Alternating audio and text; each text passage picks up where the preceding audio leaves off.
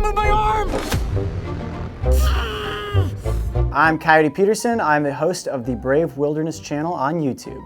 This is the most nervous I've ever been to take a sting or bite from anything. Why do I do the bites and stings? At the end of the day, it comes down to the education that we take away from this. For me to put myself into the position of the experimenter to show you just how bad this bite or sting can be, and then not only how bad it can be, but how to sort of react to it after the fact. These are not creatures out there that are looking to bite or sting you. Oftentimes they only bite or sting as a defense to help them get away. But when it comes down to the actual pain I've gone through with something like the tarantula hawk, it was pretty intense. It was like an electrical shock into my arm. It actually put my arm into a state of paralysis, but the pain was only super intense for about 5 minutes.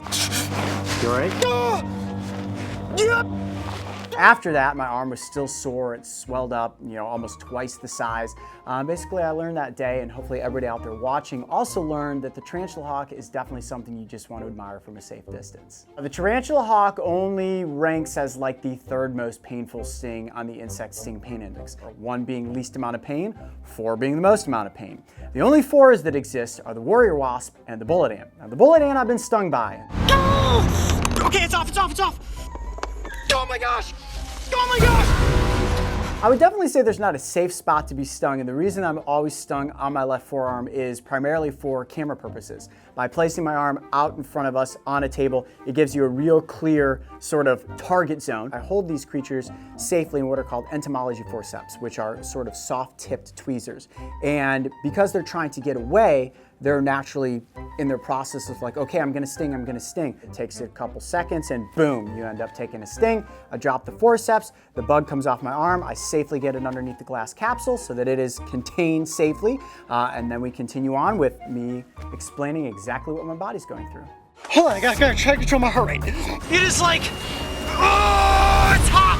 Well, getting stung by any insect can be potentially very dangerous, whether it's something as simple as a honeybee or something as extreme as a bullet ant. If you are ever stung by anything, always seek medical attention because you never know how your body is going to react to the venom. And everybody's internal system is different than everybody else's. For me, I handle venoms extremely well so far to this point. So I always have a localized swelling, oftentimes blotchiness to the skin, very sore, very tender, and then depending on how my body reacts a couple hours later, my arm may be swollen to twice the size, which did happen with the bullet ant, and actually a recent bite that I took from a giant desert centipede, which I actually still have the marks on my arm right now. I took 2 bites. And it was the most painful bite I have ever taken. We do a massive amount of research before we film any of these bite or sting episodes, and most of the bites that I've taken, other than the accidental ones like the Gila monster, have been non-venomous. So an American alligator, common snapping turtle, some of the pinches from like a lobster or a Dungeness crab, that's not going to kill me. When it comes to stings or bites that are venomous, we always contact medical professionals before we go through with this. We have a safety team on set with us just in case something is to tragically go wrong, and the last line of defense, no matter what, is to always have an epinephrine pen with us there in case I go into anaphylactic shock.